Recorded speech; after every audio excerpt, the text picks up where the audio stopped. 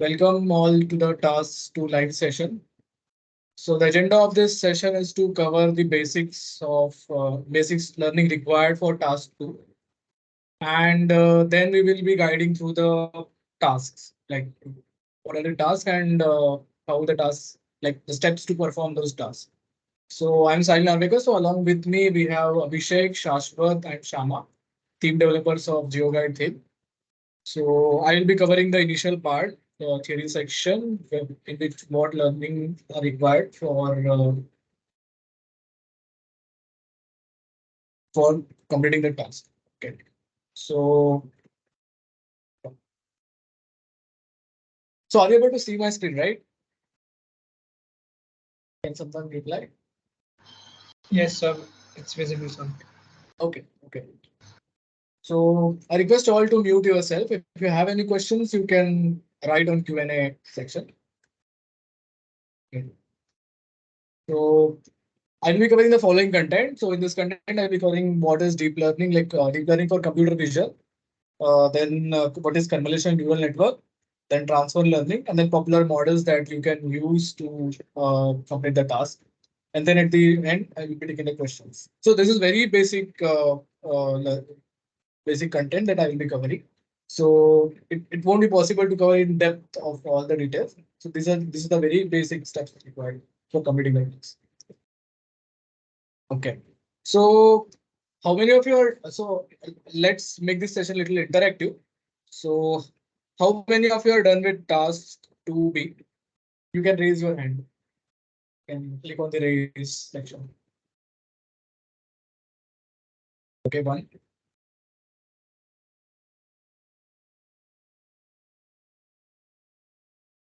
2, 3, yeah, more raises. Okay, good. So as you all know that tomorrow is the deadline for task 2B, and after that you will be getting the penalty as per the rule. So yeah, complete the task as soon as possible.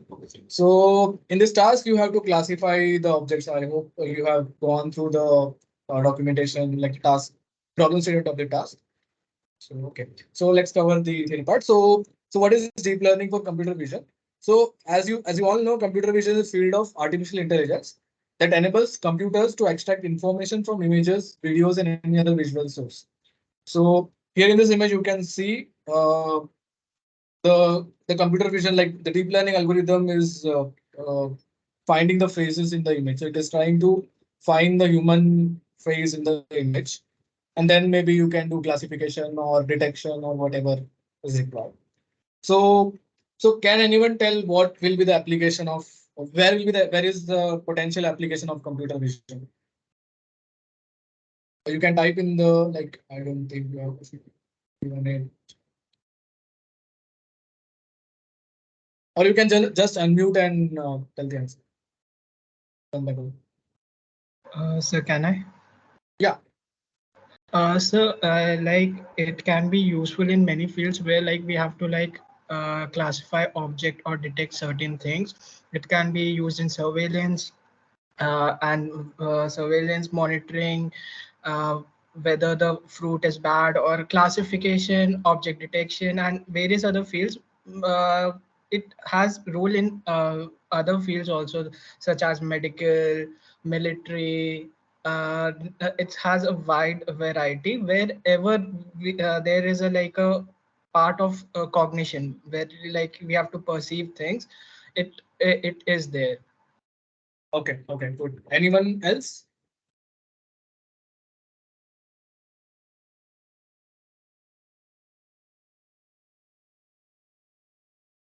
Anyone else wants to answer? Okay, cool, no issue. So there are various applications, as Krishna told. So there are various applications of computer vision in day-to-day life. So for example, autonomous driving cars, it uses computer vision algorithms to detect objects, detect lanes, and uh, traverse to the road. So it can be used in medical applications to detect various objects and images in the images. It can also be used for segmentation tasks. It can be used for satellite image processing. There are n numbers of applications of computer vision.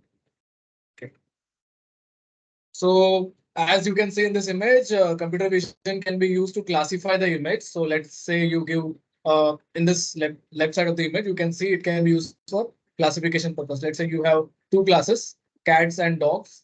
You give the image to the deep learning model. So then it classifies whether it's a cat or a dog. So this is one of the application. Next is you can use the computer vision application in autonomous driving car stack. So wherein you can detect the cars and other objects on the roads. So this is the other application. Then the other application is segmentation. So you can use computer vision algorithms for image segmentation, for segmenting the image. So segmenting is like, oh, I think screen is not. Is my screen changed? Sorry. Okay. Yeah. Now it looks changed. Okay. So in segmentation task, it can be used to segment the object from the background. So as you can see in this image, cat is segmented from its background. So you can use such kind of applications for your task, for completing the task. It can be used for classification. You can classify the image, what object is present in the image. Then you can use for object detection. So as you can see, there are multiple objects in this image, dog and cat. So it tries to just mute yourself, do not unmute, otherwise it will create an echo. Okay, so it can be useful for object detection, for detecting the object in the image, and then can also be used for instance segmentation. So I will be covering what instance segmentation in the further slide. So, so these are the applications where computer vision algorithms can be useful. Okay, so there are basically three major types. One is object classification.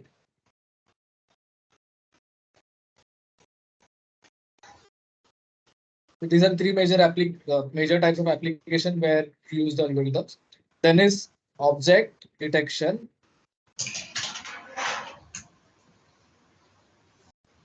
and then comes object segmentation.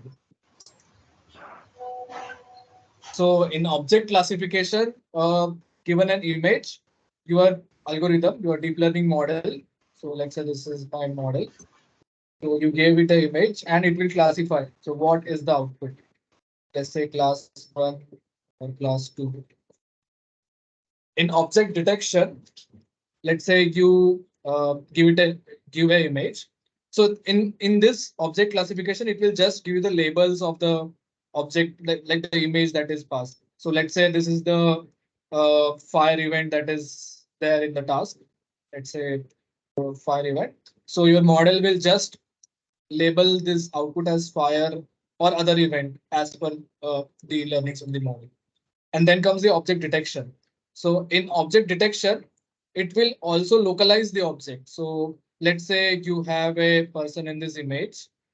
Sorry for my bad drawing. Then you pass this image to the model. Your model will actually detect this object in the image. So it will create a bounding box. So in the self-driving car example image, you have seen that there are bounding boxes around the objects. So this is object detection. So it also consists of localizing the object. Along with classification, it will have localization.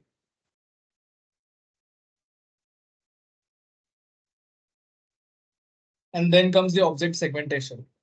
So in object segmentation,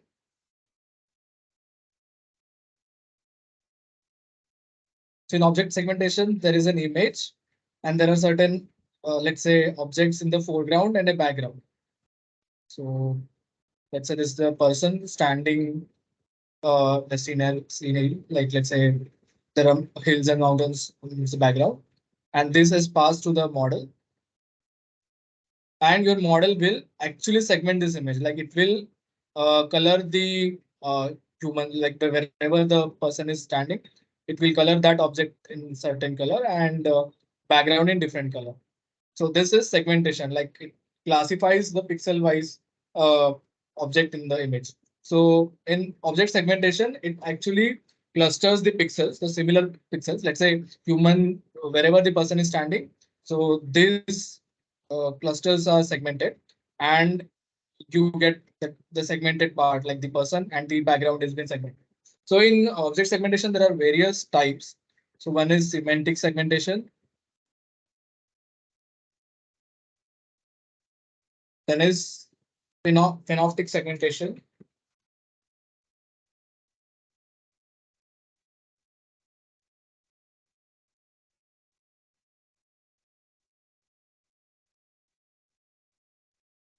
So there are various types in semantic segmentation. So you can segment the image as per the background and the foreground. So these are the basic application that can be useful. Like you can use computer vision algorithms to do these tasks. Next is convolutional neural network. So what is convolutional neural networks? So convolutional neural network is so in deep learning technique. So this is the thing that has changed the deep learning technique drastically. So it has made a deep learning a great technique. So in this convolutional neural network, you pass an image. So there are certain layers. So that perform certain operations on the image, and then that is passed to the ANN, artificial neural network, and then you get classification, segmentation, or detection as per your need. So I'll be going the basic building blocks of this convolutional neural network. So any model, any modern models you use, like deep learning models you use, the basic building block is made up of convolutional neural network. So uh, so this has various layers. So there is a convolutional layer.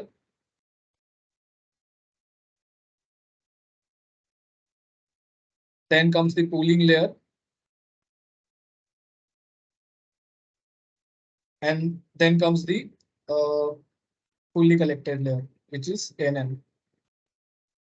So fully connected layer you have already done in the task one, which is a neural network of neurons that you use to complete your task. So, so I'll be covering what is convolutional layer. So convolutional layer is basically a operation that is performed on the part of an image. So it has a small, like let's say your image is a huge image. So there is a small kernel. So this filter that you are applying. So the operation that is performed using this small filter, these are called as kernels. So these kernels are operated on the image using certain strides. So what is stride and all, I will cover it later. So, so convolutional operation is performed on every pixels of the image. So let's say this is your image. So then you have convolutional operation performing on this image. So here in this animation, you can see how this convolutional operation is performed. So here there is the convolutional kernel is 3 by 3 size 3 by 3. So it is being convolving. So convolving means it is multiplying those pixel values at that location, and then summing that pixel values and calculating the values at that location. So what it does is it basically, so let's say this is your image and your kernel is being convolving in this area.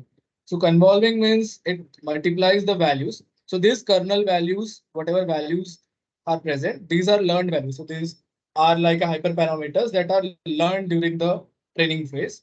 So these values are actually getting multiplied with the pixel location of the image. So this is the kernel that is being applied on the image location. So these are multiplied by those pixel values, and then the sum of these values is being so once you calculate the pixel by pixel multiplication, let's say this kernel value gets multiplied with this pixel location, this gets multiplied with this, and then sum of these values is been added to that certain location. So your size will be like once the kernels is been applied over this your original image, the size of your image will be getting reduced. So you will be getting smaller image size with the convolved output. So this all the 3 by 3 kernels are applied on this location, and you will get a single pixel output here. So and this kernel is been applied to the entire image. So as you can see this animation, so this kernel is been applied to entire image by shifting the kernel by a certain stride length. So what is stride is like stride length is shift, how much the kernel is shifting over the image. So in this image, the stride length is 1, as your this kernel is been shifted by 1 unit in the width and the height. So here you can see, so there is a convolutional operation which is being operated on this image, and this is the result that is being generated. So this kernel is being learned during the training phase, and the values in this kernels are learned. And there can be multiple such kernels applied during a convolutional layer. So in the previous slide,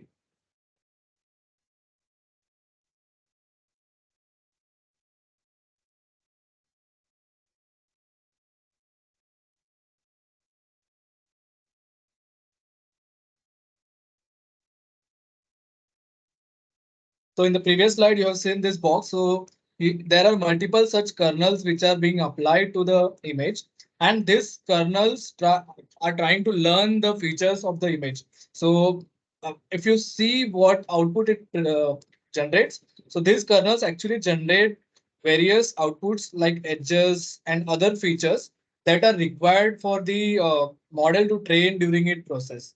So so these features can be little difficult to understand, but it is learning through the during its learning phase. So all these parameters like the kernel values are tweaked, and the result is being generated during the training phase. So it has various filters. So it operates on various filters, like it has edge detection, then it can detect certain lines or etc. So that you can see if you want to go into the depth, you can visualize what actually these kernels are doing. So as I told you that these kernels reduces the size of the image. So let's say if you have input size of W by W, and depth of the image is RGB. So the depth is 3, as we are dealing with RG and B image. The depth is 3, width and height, and D out is the number of kernels with spatial size of F. So here this the depth is not a depth of the image. So this is actually the number of kernels that is being applied. So as I said, right now I'm using only one kernel. Such multiple kernels can be applied at a stage to the input image, and with spatial size of F. So the size, let's say here it's a 3 by 3, and with strides of 1. So we are applying the stride of 1, and then this size will be determined. So what will be the result output of this can be determined using this formula, which is width minus uh, spatial size of the image, and the padding. So padding is like you can also pad the image. So as we want to save the features of our original image, you can add extra zeros or ones to the sides of the image. So that is the padding.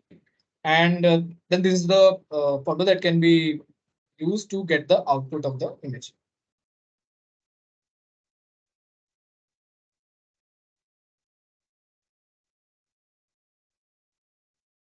So why it's freezing?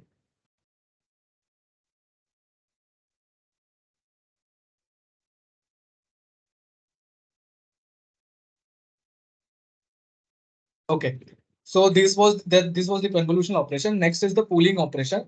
So so there are two operations, as I told, convolutional and then pooling. So in pooling operation, what it does is it tries to calculate the maximum values in this. Like let's say the pooling size, the kernel of a pooling size is 2 by 2. So it will operate over this the size of the image, and it will try to calculate the maximum value or the average value. So there are two types of pooling: max pooling and the average pooling. So in max pooling, it will try to get the maximum value around this kernel, and in average pooling, it will try to get the average of the value over this pixels.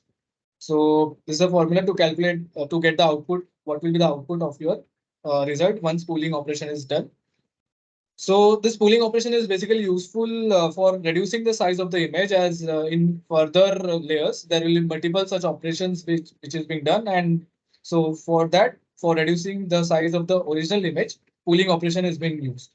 So so first, what you do is you operate convolutional operation on the image, and then you add some non-linearity, let's say ReLU. So ReLU is a non-linear optimization function. And once this convolution is done, so there are multiple such depth of convolution you can apply, let's say multiple kernels, and then you apply pooling. So pooling over this layer. So then pooling has been done and your image size is getting reduced. So then such multiple convolutional you can apply. So you can apply multiple convolution operation plus ReLU and then pooling. So this can be iterative task. So this stage can be multiple as per your design. And once this is done, then you flatten the output. So now your output is like a image, like the image size. So you flatten this output into a single array like data type, and then it is passed through artificial neural network. That is a neural network that which is similar to the network that you have done your initial task. And this network are then trained, like this network will be taking this flattened output, and it will, let's say for example, I create this network.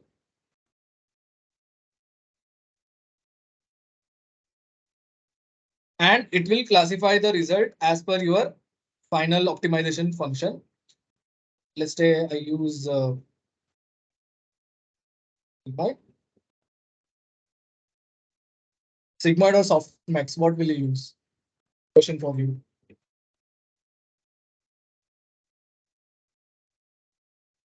Does anyone want to answer this? What will be the final optimizer function at the output of the neural network?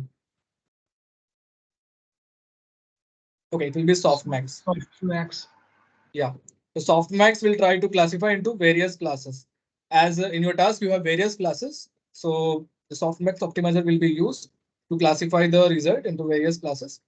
And then what? So this is the basic building block of your convolution neural network.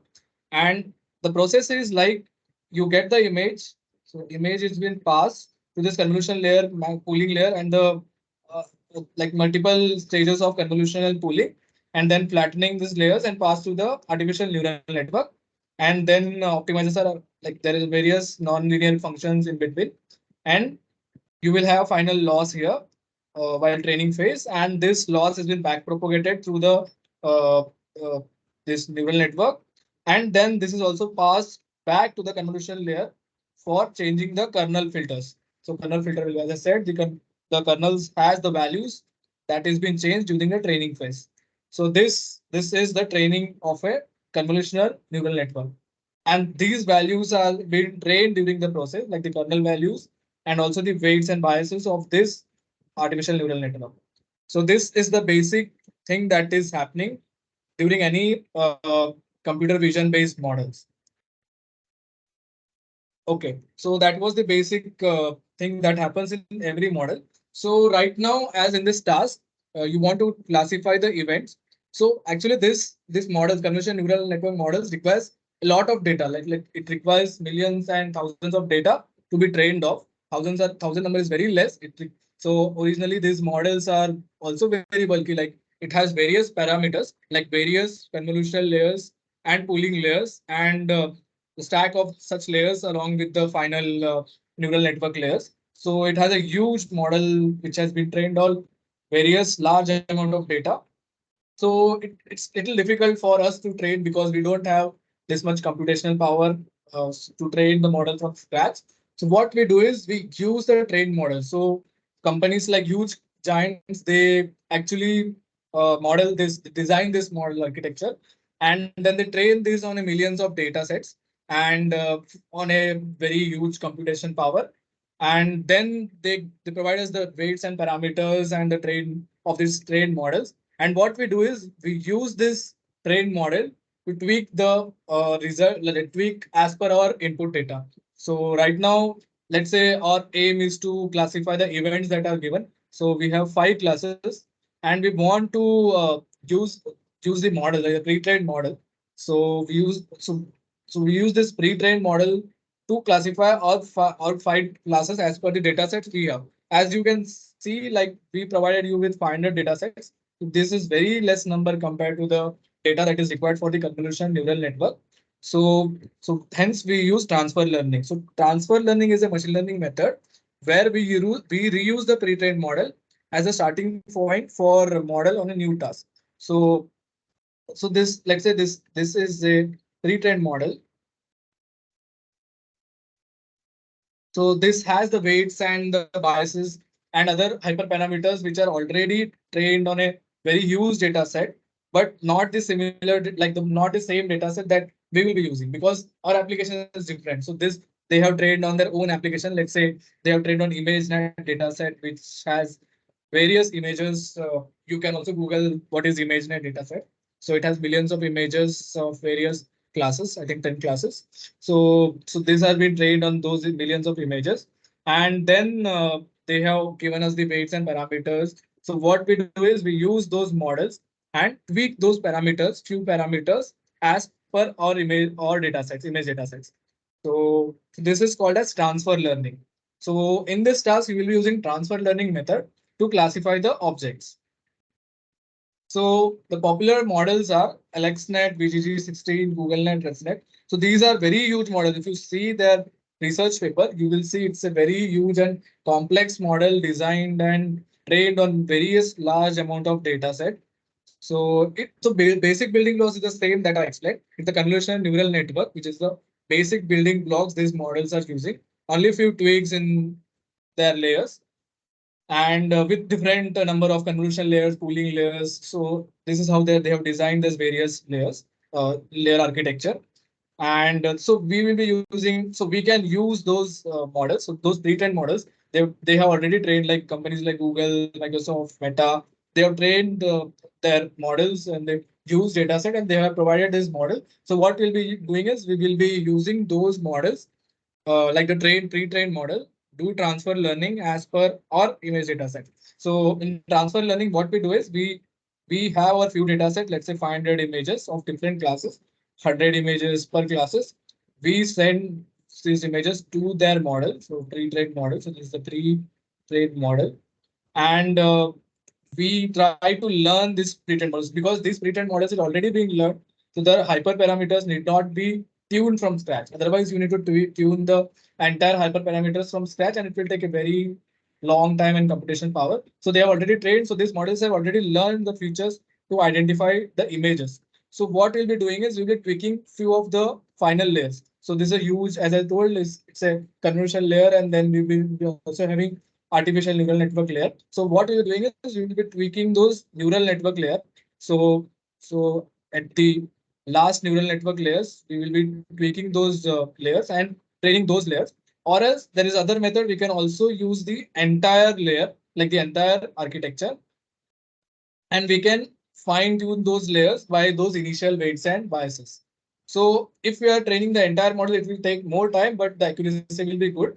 And if we are tweaking only the final layers, the accuracy won't be that good, but you will be getting the results for your own data sets. So in this class, like in this task, what you'll be doing is you will be passing your data sets, like the event data set, into any pre-trained model, which is there, the research community, and you can use that for object detection. So as I told, detection, classification, and segmentation are three different parts. So we'll be using to detect the object in the image. So, so you can use various approaches. You can classify. You can also use classification while detection, or you can directly detect as per your choice. So this is the basic theory that you require for completing this task. So I'm not covering in much detail. This is a very basic stuff that I try to explain in simple words. So yeah, that's all for the theory. Any questions? So after this, we'll be covering more on the task section. So till now, any questions?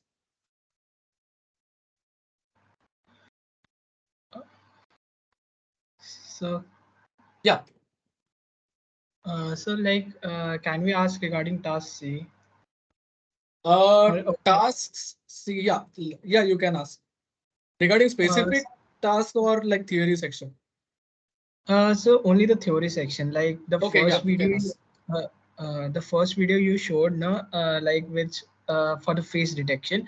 It Yeah. the model goes like takes a random crop, not random cropping. It takes cropping one by one and then find the faces. So like in our task C, so like Hmm. can you like give us like what are the expectation, like are the croppings which are like have to be in a specific order, or it can be in any order, like if we detect event A first or event A at last, will it affect the score? Uh, it will be as per the instructions. Like I think in the submission instruction, it would have been mentioned that how your event should be detected as per the class order or something. Maybe Abhishek, you can take this question. So for that event, there isn't anything specific. But for your convenience, you can go from place. You have seen the data image. So your voice isn't clear, Your sir. voice is breaking, Abhishek. Is it clear now? Yeah, better. Yeah, so you can like either go from the top left corner and you can swipe and it starts that E will be first and then D, then C, then B, then A. Or you can go from the in those events. So we have to Shouldn't go. like you are detecting those events, so the same event will be going to the that will be an issue. Abhishek, your voice is not clear. It's breaking.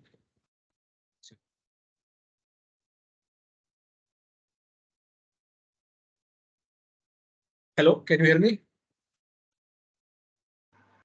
Is it better now? Yeah, better. Just a sec. Now it should be much better. Yeah, it's better. Okay, yeah. So I was saying you can go to see the arena image, right? We have 5 events, so you can go from top left corner to bottom right in that sequence. From left to right, you can iterate over the images. There isn't anything specified yet.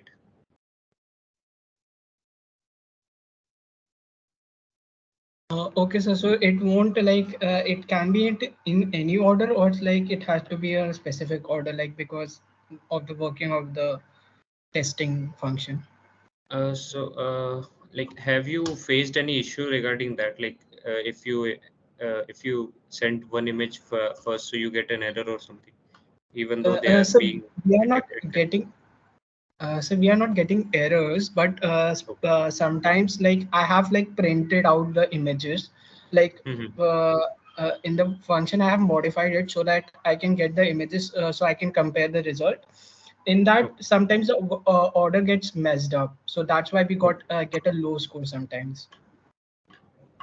So Okay. like No, I don't think the order should matter because you are taking each individual image and you're cropping it, right? yes, sir. And then you are giving those image to the classify function, so that should not affect the marks. But I'll still Yes. check it in detail, and I'll get back if there is any change in that. Okay, sir. Sure, sir.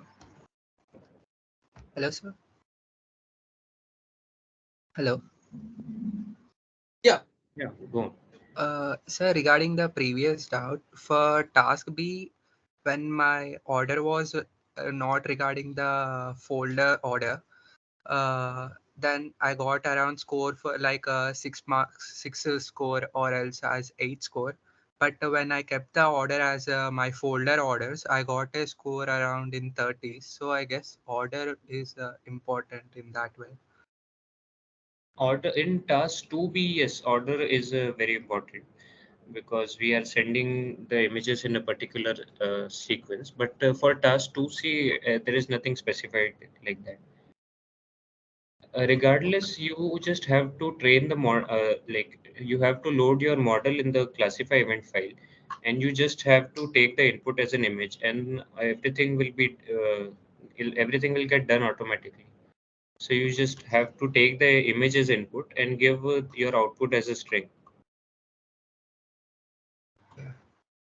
So, but like adding to on to that, but it gets saved in a text file, right? The detected events. It's a list. Yes, right. So the list as a whole gets compared, or the individual elements get compared?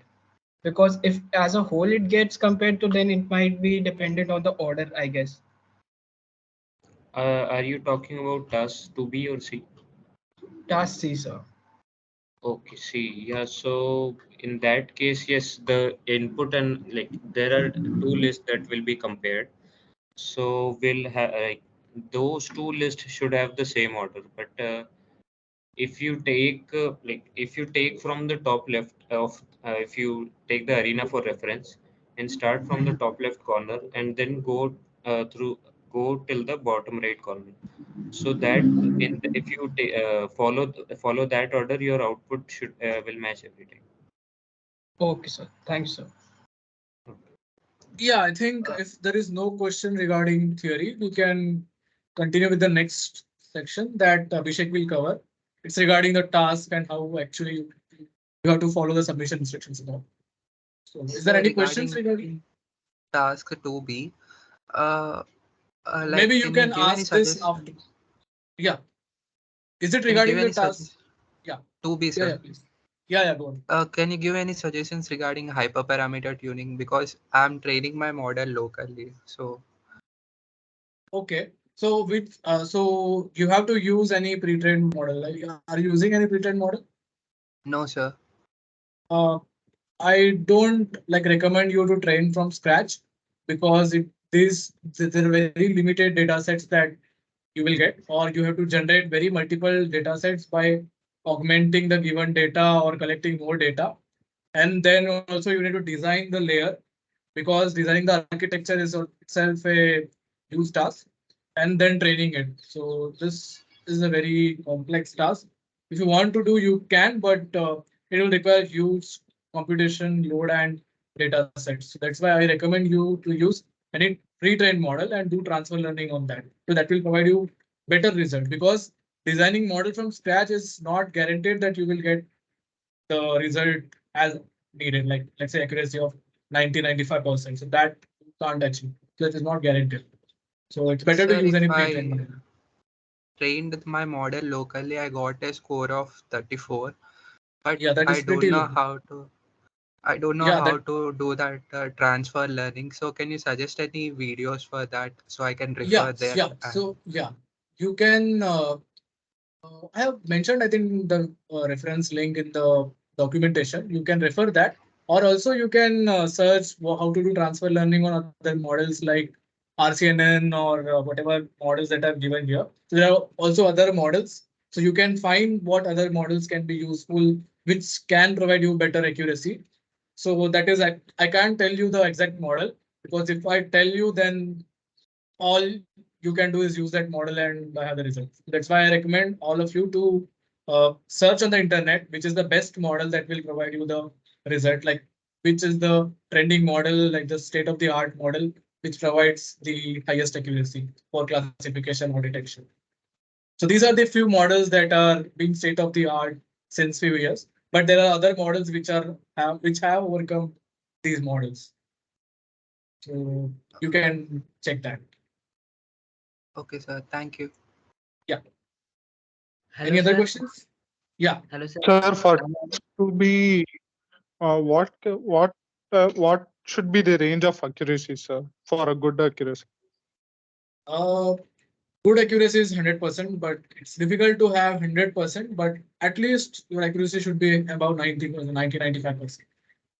Because that will Okay. guarantee that your output will be like correct. And in the further task, in task 2C, you have to detect those 5 events. So those events are correct. Hello, sir. Yeah. Okay. Sir, how is the order important in the task to be like? I was training my model on Google Colab, and there I was getting around 96% of accuracy. I used both DenseNet and ResNet I got like getting around 95 or 96. But when I run it on eYRC servers, like for the testing, Hmm. it was like I'm getting very low score, like 14, That 15. is because I think you were using the data set from your trained, like that. As I said, you should not use your trained data set for testing purpose. So you should create different data set for training and testing. So I think you use the Yes, data the set from train I training. used the training one. That Yeah. split So that split it into like 80-20, and I just used it. so you use the testing for testing or use the trained data sets for testing. Okay, sir. Okay, sir. I will try that. Okay. So you should Sir, not use it. any Yeah. suggestion of how to overcome the overfitting? Yeah, so overfitting is you can create more data by augmenting those limited data sets that you have, or Yes. you tweak the parameters or check other models which are state of the art, which tries to generalize from very few data sets. So this is the two hints that you can use to avoid overfitting. Yes. And never use the test data set for getting the during testing phase. You should not use the training data sets to get the test accuracy. Okay, sir. Any other questions? Okay, I think Abhishek, you can go on. So you can continue with the task specific.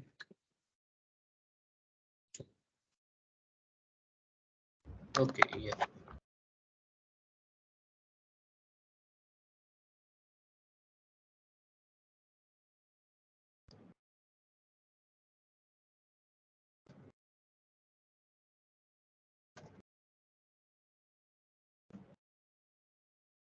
So are you able to share your screen? Yes, sir. I'll just need a second.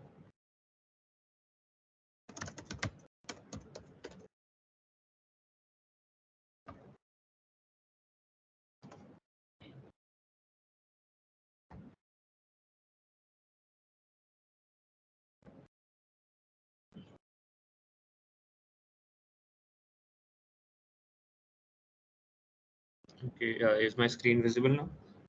Yeah. Okay, good.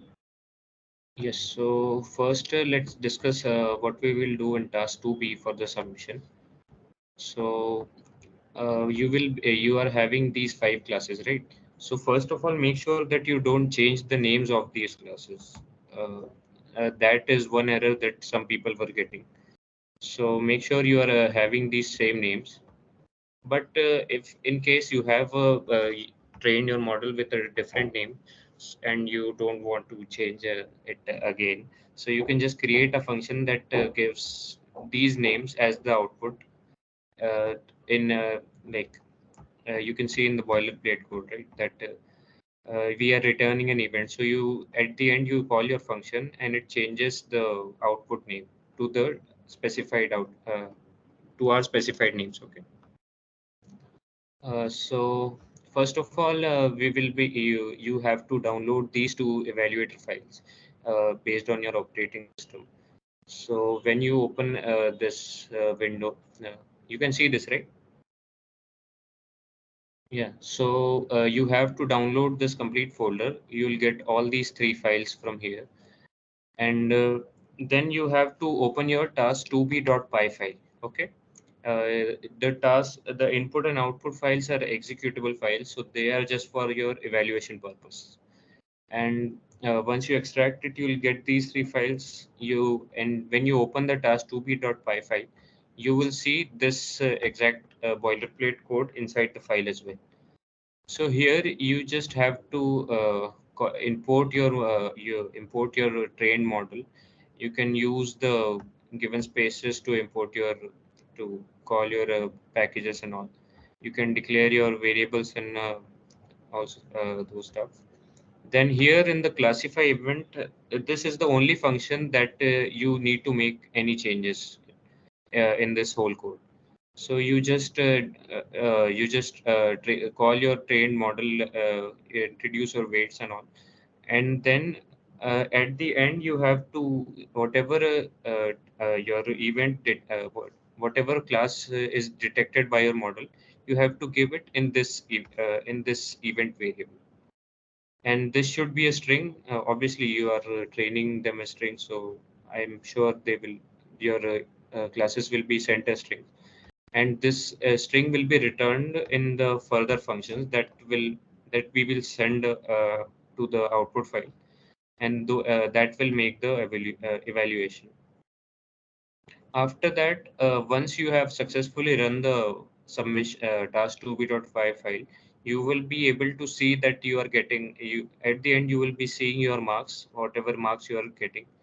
The maximum marks possible for task 2b is 40, and for task 2c it will be 30. Will come on task 2c as well. So after you have run the Python task2b.py file, you will get a task2b underscore output.txt file. This file is this file contains the your marks and all those stuff. And this file you have to copy along with your steps file. You're familiar with the steps file, right? If you've read the submission instruction, you know that you have to create a steps file in which you have to mention your team ID and the link of your trained model. Since some models have a sizes of more than 100 MB, so we are taking links now. And you have to mention all the steps that you have all performed to complete this task, and try to be as elaborate as possible.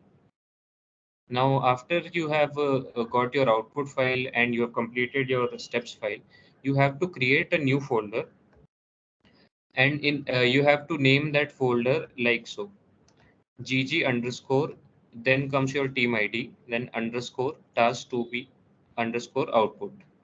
Okay. Here in this folder, you have to copy your steps file, your output file that are generated, and the task2b.py file, the boilerplate code that you made your changes in. You have to copy that, and at the end you have to copy your model training file, the Python file that you train your model with. And then you have to compress the folder.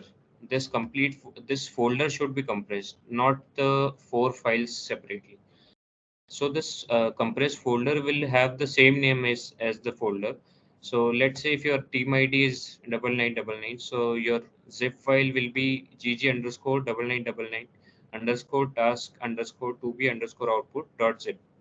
And when you try, you can also check it. If you open the file, you will first see the folder that you compress. That is gg underscore 9999 underscore task underscore 2b underscore output. And if you open that folder, you will be able to see these four files. Then you have to open your portal. You have the link here on this. You open your portal, you select your task to be, then select your file and just upload your task. If you are getting any, if the portal is not allowing you to submit your file, then then there is some issue with the structure of your file, either the structure or the name that you have used. Make sure those names are correct. And if you are getting any error after you have made the submission and it is showing the status has failed, so that means that something is wrong with your either with your code or like that is the only possibility, I think, that something is wrong with your task2b.py file. So you check that once. One more thing, that you were getting the index, many people were getting the index out of range error, right? So remember that task 2b gives you 100 events to classify, that are 100 images. So your output should always be a list of 100 events. If the length of that list is not 100, then you will get that error. And that can happen if you are not using the correct class names that we have mentioned. Suppose many people were using humanitarian aid as rehab. They trained it with rehab. So what happens on the output or the evaluation side is that this does not count as this only humanitarian aid counts as a legitimate output. If it is rehab, then it won't count it as correct. So make sure your names are correct and the length of your list is 100. Okay. Now coming to task 2C, it is almost similar to task 2B. The only change here is we are giving you an arena image, and you can download a sample image from this link that we have provided. So you can see that the input that we will be giving will be this arena image only. Okay. So you have 5 events and you have to extract these images only. You can ignore the Arukos for this task. They are not useful here. So you just have to extract all these images, and then you have to uh, do the same thing as previously in task 2B, that is in the classify event function. This will be, I think this should be quite same for task 2B and 2C if your model is good. So in the boilerplate code, we have 3 functions here. The first function is just calling the arena image that is generated with random events. So that we have done for you, so you can skip that. And then comes the event identification. Here you have to extract all the 5 events. Okay. And those 5 events will be called in the codes below that you don't need to change. And your classify event will be called here, and all those 5 images should be classified, and the output will be returned. Okay. Now, one more thing here in the boilerplate code, there is this small mistake that this output function line is commented, but we have fixed the drive link, the file that is on the drive. So if you are downloading the latest boilerplate code, this is not commented in that. And if you are facing the any error that you do not see your mark, so just check it once that if this line is commented or not. This should not be commented, it should be running. Now the submission instruction of this task are also same. You have to download your file. You have a similar structure in that input, output, executables, and task 2c.py. I have already mentioned what changes you need to make. Here also we are just taking those 5 images and then giving our output as a string. And now, so remember that task 2B I mentioned before that there are 100 events, and in 2C there are only and always 5 events. Okay. So similar to task 2B, you have to follow all those steps that you will be getting a task 2C output.txt file, and you have to create a task 2C steps.txt file, and you have to enter your drive link for the your model, and then you have to enter your team ID and write the steps that you have created, you have used to perform the task. Then after that, same procedure that you have to create a folder, and inside the folder all the 4 files that are mentioned here will be copied, and then you zip the folder. Once you zip the folder, you open your portal and make the submission in task2c.py, and that should do your that should work. Now, one more thing that I remember, someone was asking, right, the order of the events. So for that, make sure that you go in like reverse alphabetical order. So from your first event will be E, then D, then C, then B, then last will be event A. That is from top left corner. As you swipe right, then you end up at the bottom right corner. So if you follow that, you will not get any errors. Okay, so this was all for the task 2B and C submissions. If anyone has any doubt, they can ask me. Sir, I have a doubt regarding the data set which has to be passed. Like, would you recommend passing the same data set which is provided by you, or should we In which increase task? number of data set? Task 2B, sir. 2B as in the training part, or what? For the training part. Yeah, so we have provided somewhat, I think 400 images, right? Yeah. So you can customize like your data set to increase the number of images. To if you think your model will improve that way, so you can download images from the internet and use those images to train your model further. So that can be done. Okay, thank you. Sir, I have a small confusion in task 2C. Okay.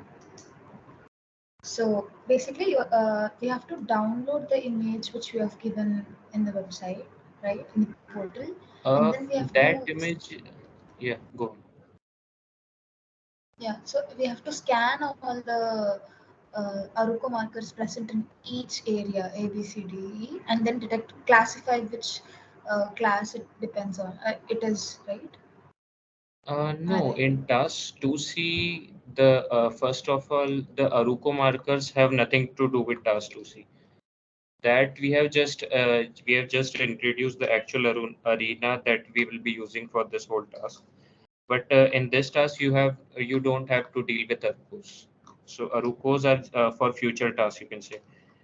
In task 2C, you just find another some other way, or you can, if you want to use, you can use Arukos. But I suggest you use some other way to extract the images. And coming to the image that we have shared, you're talking about the training image, right? The sample image. Hello. Yes, sir.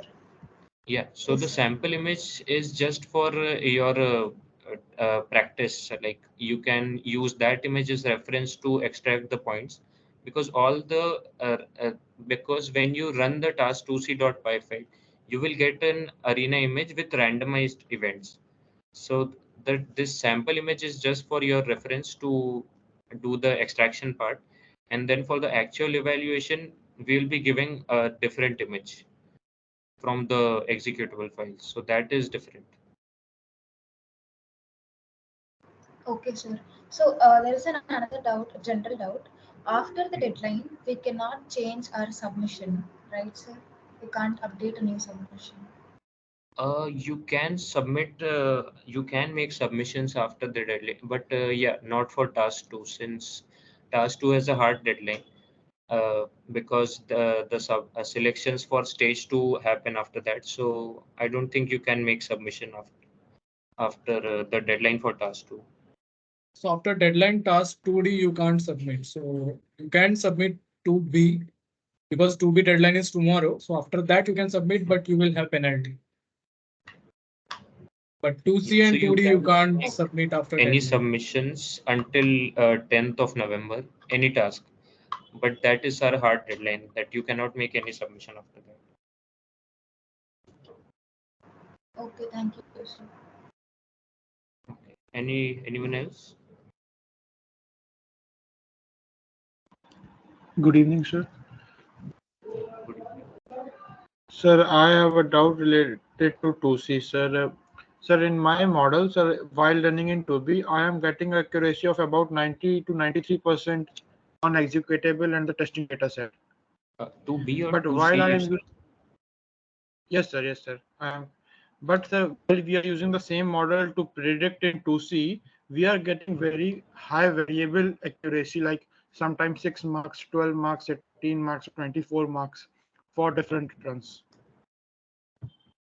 So So, I sir, what? think it has to do with the resolutions of the images, because since the whole arena image wasn't fitting in the on your wouldn't fit on your screen, so that's why we had selected a specific resolution.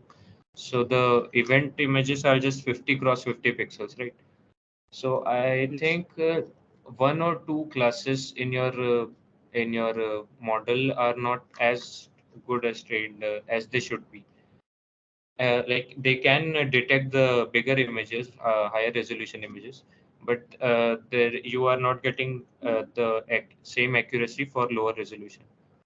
So you can try training your model further for I think for lower res images or something. So, sir, we can go with like data augmentation for that purpose. Sorry, sir, can you answer that?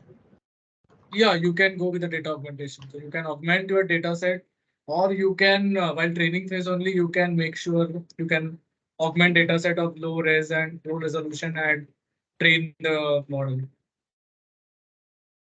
That you can Okay, do. sir. Yeah. Okay, thank you, sir. Okay. Any more doubts, anyone? Adding on, like, would you recommend us not to train the model on our own and use the pre-trained models and just detect the events, or should we train the model by ourselves? You can No, use the you are pre-trained model. Okay. You want to go, Abhishek? Yeah, you are free to use any method to train your models. Okay. Sir, Yeah. sir, regarding the GitHub challenge, sir. Okay.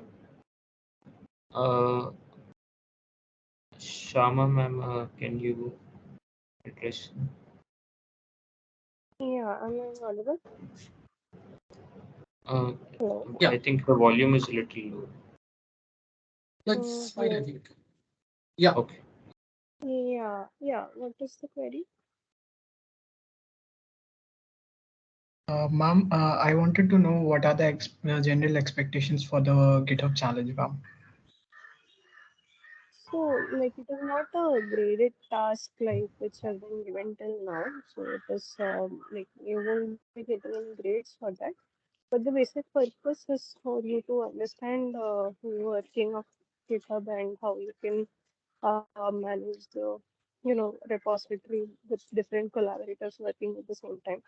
So, one thing, like, you just have to go through the document and understand. Basically, you have to create a private repo, and there is one correction in that. Basically, is like it is written that you have to give read access to eYantra when you're adding as a collaborator, but GitHub does not allow you to add other collaborators only with read access. You have to give us write access. Yes, So that ma'am. is the only change that is there in the document as such.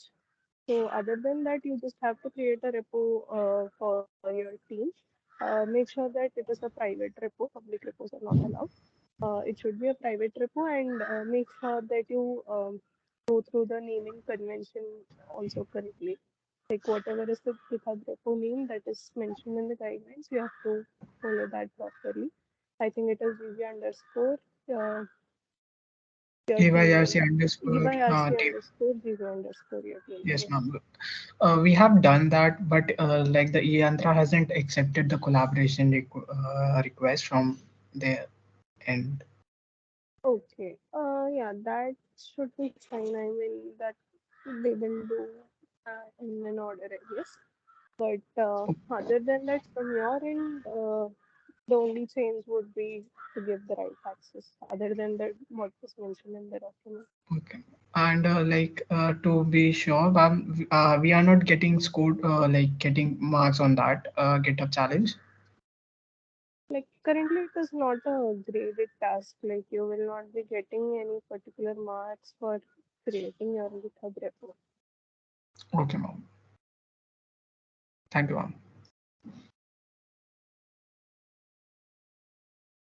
Yeah. Any other queries?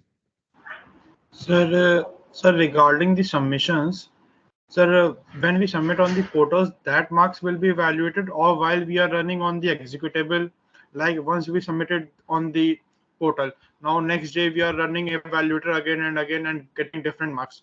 So, sir, latest marks on the evaluator will be considered, or the submissions that we have made, that marks will be considered. Only the marks that are shown on the portal will get evaluated, and that too, the latest submission that you make is always evaluated. The marks that you see on your terminal are just for your reference, so that you don't have to submit it every time. But to make a submission and to get it to make a submission count, you have to submit it on the portal and make sure your highest marks file is the latest file, so that will get evaluated then. Okay, sir. Sir, our task 2D video submission regarding route is it is not evaluated yet. Sasha, would you like to take this question? Yeah. Hi, Abhay. Am I audible? Yes, sir. Yeah. So have you completed the task 2D? Yes, sir. I have completed it. Okay. So that video will be evaluated after the deadline, that is 10 November, I guess. Okay, sir. Good evening. I have a doubt regarding task 2D. I'm having issues with the read CSV function. I understood from discussions on the forum that I'm supposed to read all three values as strings and then typecast it into an integer, the values in the ID column. But I'm not really sure about how to do that. So could you please explain? Uh, yeah. Can you repeat your question? Right. So we're supposed to read and store values in the dictionary as strings, correct? But Yeah. then while accessing it from QGIS, I need the values in the ID column as integers. Now, if I were to No, no, typecast no. in that, I already mentioned you don't have to change the data type of the variable. The format of the dictionary will be like key and ID values. Key value pairs should be string. Okay, so by default, Python will read data from the CSV in the string format, and you have to store them as it is in that dictionary. You don't have to change the data type of that dictionary. okay, if I don't change the data type, the robot motion in QGIS doesn't work at all. But if I just Uh, typecast the ID column to an integer, then it works fine. okay, so maybe that path you are seeing the path list in the boilerplate code, right? So it stores the IDs in the integer format, right? So before passing them into the lat long dictionary, you have to typecast in the string format and then pass the key in the dictionary. Then your robot will be in the QGIS. Okay, so I have to typecast after I put it in the dictionary? Yeah, yeah. You don't have to change the format of the dictionary. You have to typecast the key. Means the path will give you some Aruko ID. You have to typecast those IDs. Right, so if I typecast the values in the ID column, I'm getting an error in the read CSV function. That's the issue. Why you are typecasting the? No, no, I am not getting your point. What you are saying? Okay, if I just read the CSV file without typecasting anything, it will maintain the format of the dictionary as key and then coordinate 1, coordinate 2, and Yeah, all three values yeah, will be strings. And then if I yeah. go ahead with the rest of the program, the robot doesn't move in QGIS. But then if I make one small edit, which is in the dictionary, the values in the ID column, if I just make them ints while reading, in that case, the Hmm. robot moves in QGIS. In the write CSV function, how many rows you are writing in one iteration? One row at a time. Okay, so I guess there is the problem when you are selecting the CSV file in the QGIS. So you will be selecting the row, sorry, column 1 and column 2 as X and Y, right? Right. So in that case, when you see the boilerplate code, it is written ki you have to write two rows. So the first will be the header and second will be the that data, means that lat long data, whatever you want to display in the QGIS. Okay, so every Right. time So you are my header is writing just the lat and lon, and the next row that is hmm, written are the two coordinates. So it's two write statements in that one function. yeah, so you don't have to typecast when you're writing a string uh, that will move the robot in the QGIS. Uh,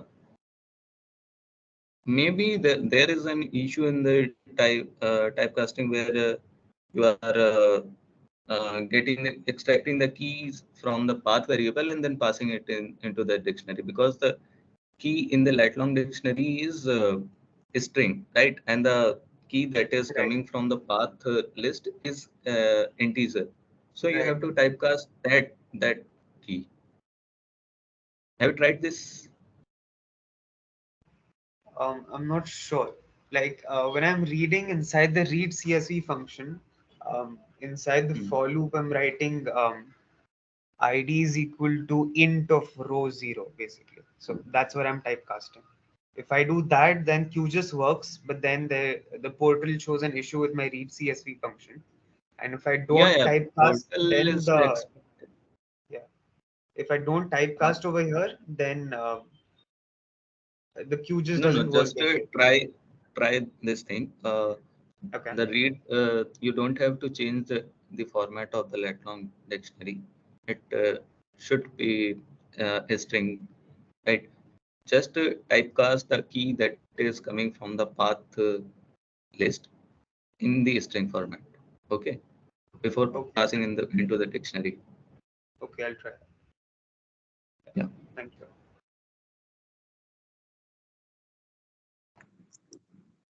Hi, sir. Hello, Hello. sir. Yeah. Sir, may I know the total marks for task 2B, sir? It's currently 95. Will we get any tasks in the future for task 2B? Task 2 has a quiz as well, I think. Yeah, so there will be a quiz of 5 marks. So entire task 2 is till now 95 marks, and there will be a quiz of 5 marks which will be live by Tuesday next week. Okay, sir. Thank you, sir. So yeah. So like, can we know what are the criteria for moving to the second stage? Or we can we know a little bit of hint? So yeah, it will be based upon your scores, the total scores that you have like made in task 2 and task 1. Like, what's the total number of teams which get selected, sir? That we can't tell you now, but what I can say is you give your best. So if you perform well, we can select the best teams. So there is a certain limit that we can select because we have certain hardware constraints also. But yeah, if you perform well, you have a chance to get selected. Sir. Yeah. Sir, in that you have provided training sets and testing sets for our training of our model in even GPUs. When I use Collab, when I using you can use. You can use any cloud platform for training purpose. Yes, when I use Collab in testing set, it is providing only one class, sir. How can I implement these 5 classes in that one class? Regarding which task, 2C or 2D? 2B, sir. Task 2B. Okay, 2D, sorry. Okay. 2B, you can train those data sets. Like once your model has been trained, you save those weights, and once you have the weights and biases, you can test the model with the training data set. So training data set, well, like a testing data set, not a training data set. So for testing purpose, we have provided only few data sets. So you can also create more data set by augmenting it, or you can check on the internet for the data sets.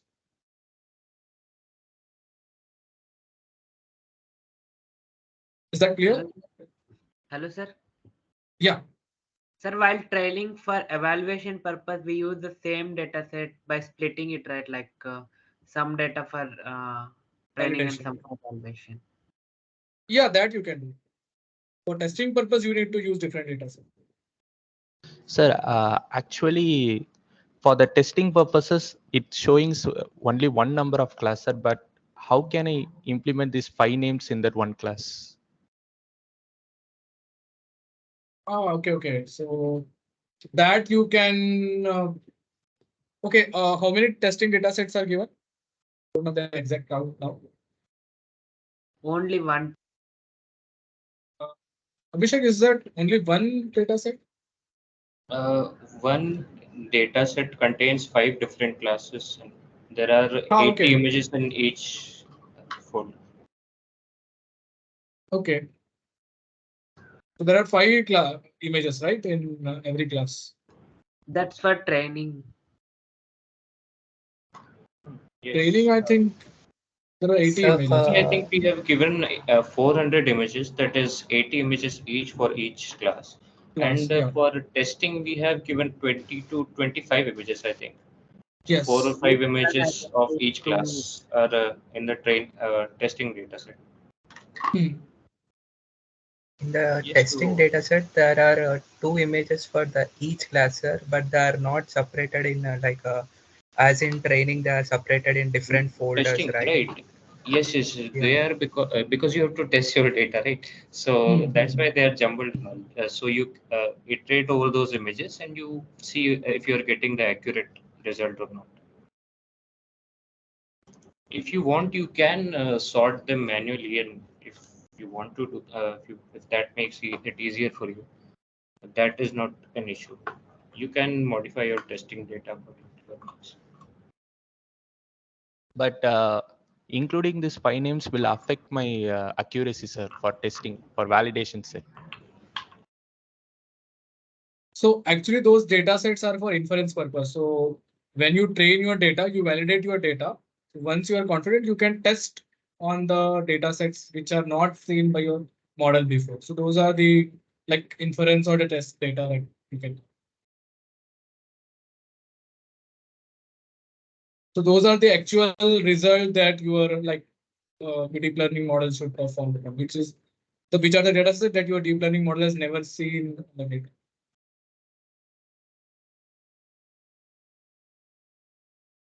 Is that clear?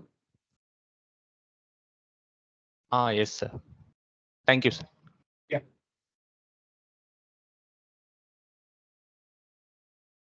Yeah, any more questions? Can we use YOLO for task C? You can use any model. As I told, there is freedom to use any model. Thank you.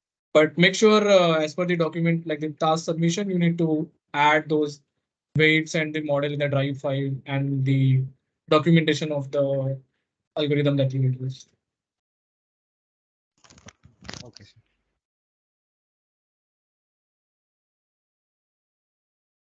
Okay, any other questions?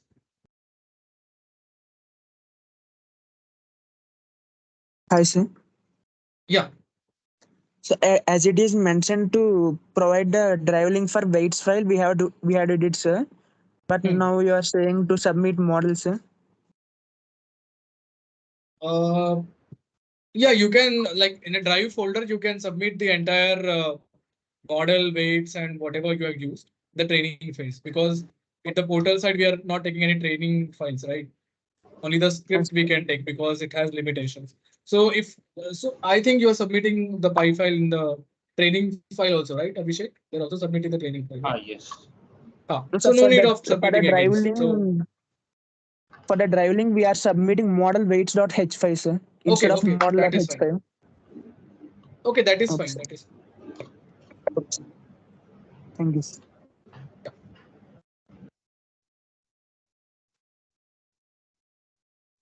Yeah, any other questions? Okay, I think if there are no questions, then we can end the meeting. So there will be a quiz which will be live by Tuesday. So make sure you attempt those quiz. So it carries 5 marks in that task. Okay, thank you guys. If there are no queries, then is there any query? Okay, I think there is no query. So can end the meeting. Thank you guys. Sir, sorry for the interruption. Yeah.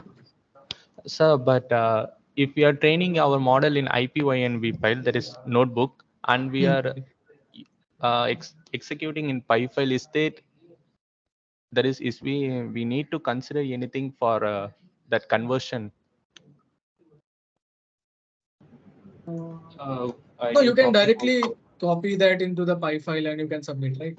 You can copy those snippets into the py file and you can submit it. Okay, sir. Thank you, sir. Yeah. Okay.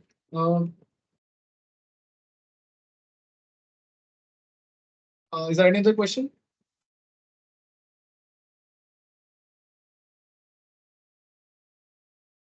Okay, if there is no question, then we can end the meet.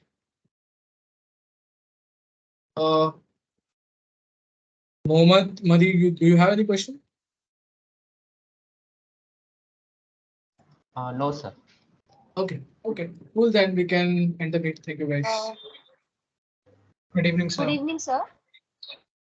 Yeah. Sir, I have a question regarding 2D, task 2D. Yeah. So the question is, we are doing everything properly. The output we are getting on terminal is the expected output, but while we upload the task, it says that incomplete or incorrect coordinates, incomplete coordinates. But our coordinates are full. They are 48, all 48. Okay. Shashwat, do you want to take this? Yeah. Am I audible? Yes, you are. So, as I already mentioned, what is the format of the lat long dictionary you are using? String. It's complete string, right? The key is a string and the lat long is also a string inside the list, right? Sir, the key is in integer because whenever we are like iterating in for loop, it is like a using in for loop. So we have to like typecast it in a integer, and rest the lat long is a string. Okay, so as I already mentioned in the discussion forum as well, the format of that lat long dictionary will be strictly a string format, right? That key will be a string, and that lat long will also be a string inside a list. So you have to think of some another way, because in the portal, in the terminal, you are getting the output just because that code is not tracking your CSV file. Okay, that CSV in which you are writing the data, it's not tracking that. If you will not get a motion in the QGIS, but still maybe it will pass all the cases. But in the portal, it will track your CSV file as well. So you should be very careful about the format of the lat long dictionary.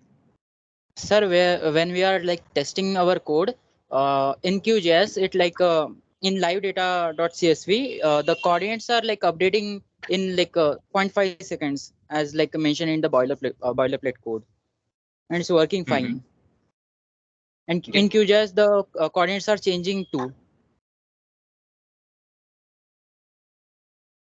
Okay. So do this thing as well. What is the error that you are getting in the portal? Incomplete incomplete or incorrect coordinates, like that.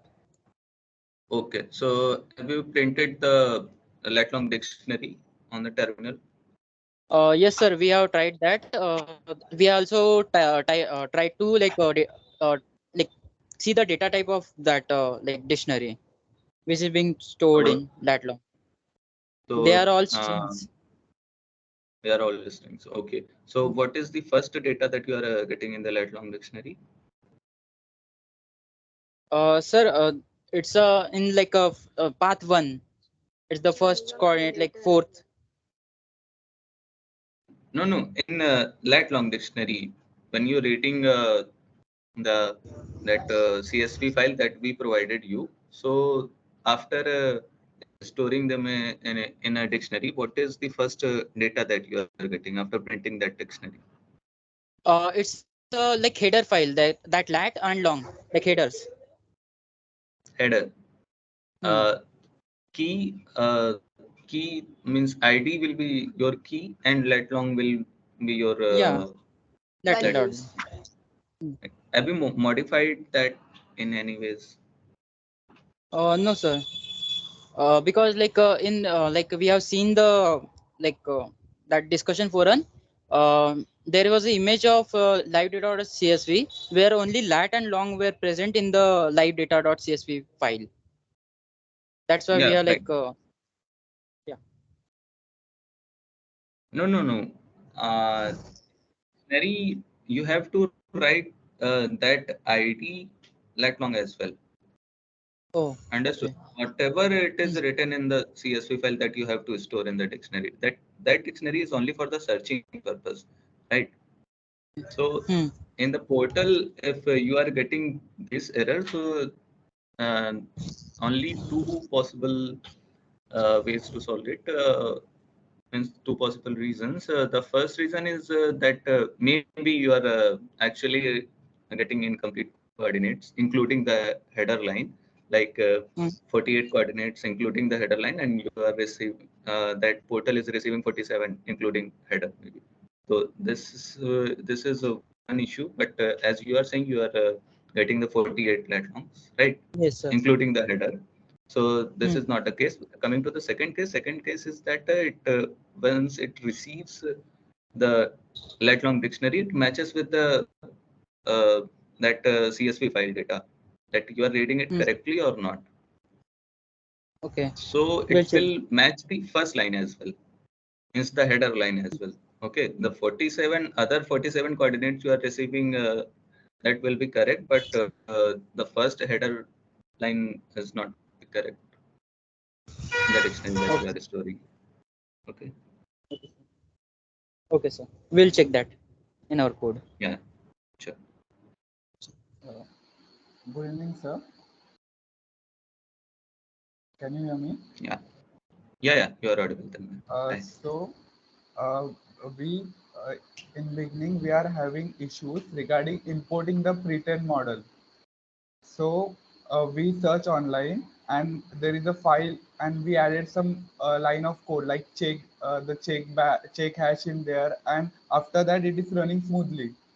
But when we imported that in a PyCharm to convert into .py file, so it is giving me lot of error.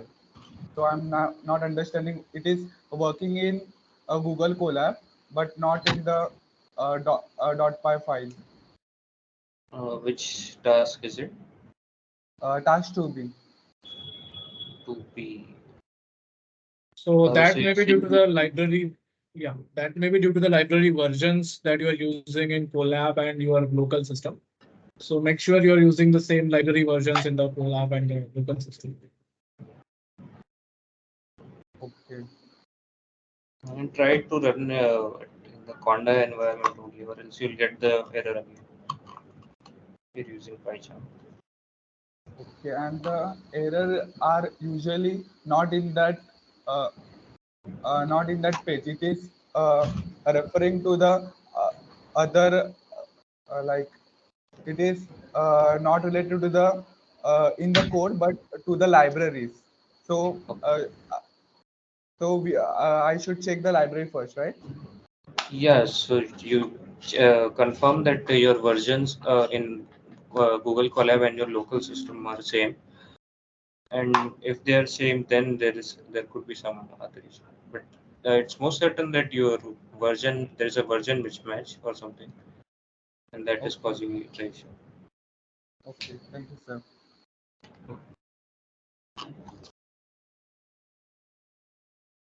Anyone has the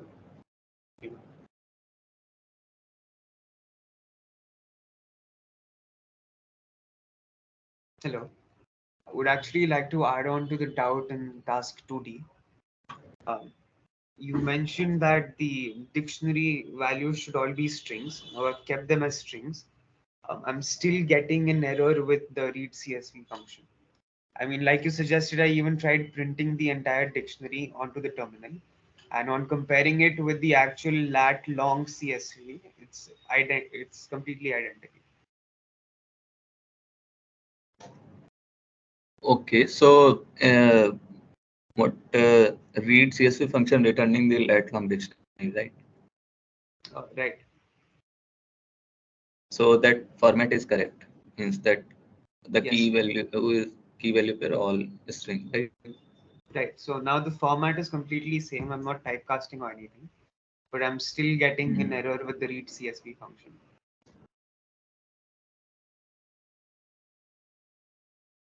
In the submission portal, you are getting the error in this. Yes. Yes. That QGIS is working and even the terminal is working.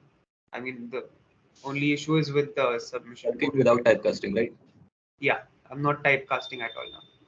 So maybe what is the complete error you are getting? Okay. Hang on. Incorrect or incomplete coordinates received. Please check your read CSV function. How many coordinates you are receiving? 48 or 47? I'm getting 48 coordinates, and the first 48. one is ID as the key and lat long inside square brackets. All are strings. Okay, so are you modifying anything header or just opening the No, CSV when I file and compare reading it to the lat long CSV file that you guys have provided, it's exactly the same. Like neither of the coordinates have been changed, and even the header is as it is. So it's completely No, identical. actually, when you write it on CSV or you will not see there is one byte order character. Right. So when you reading the CSV file, so that byte order character will be attached to the very first data that we are reading from the CSV. Okay. So on the portal yeah, side, so the boilerplate code mentioned open the CSV file with UTF-8sig. So I'm doing that for the byte order mark character. just a second.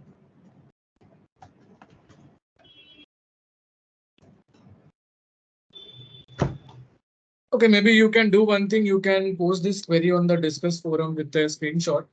Maybe then we can clear you like, what exactly it is. All right, I'll do that. Yeah. Cool. Then I think we can end the meet, I guess. Okay. Thank you, guys. Thank you. Thank you, sir. Hello. Sir. Hello. Yes.